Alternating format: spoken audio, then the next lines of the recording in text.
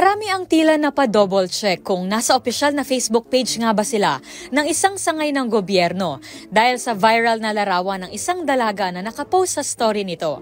Sa post kasi ng Department of Environment and Natural Resources, makikita ang isang dalaga na may hawak na cellphone at nakaharap sa isang salamin na kinukunan ng litrato ang sarili mula rito o mas kilala sa tawag na mirror selfie. Nagtataka ang marami kung sino ito at ano ang kaugnayan nito sa kagawaran. Ito ay walang iba kundi ang social media moderator na nakalimutan umunong mag-switch ng kanyang personal account at nagkamaling na-post ang kanyang mirror selfie sa My Day ng DENR page. Dahil dito, tinawag na nature diva ng mga netizen ang dalaga na kinaaliwan ngayon online dahil sa kanyang pagkakamali. Hirit pa nga ng sikat na pop culture page na Follow the Trend Movement o FTTM nang i-share ang larawan. Ngayon daw sabihin sa kanila na hindi totoo si Mother Nature.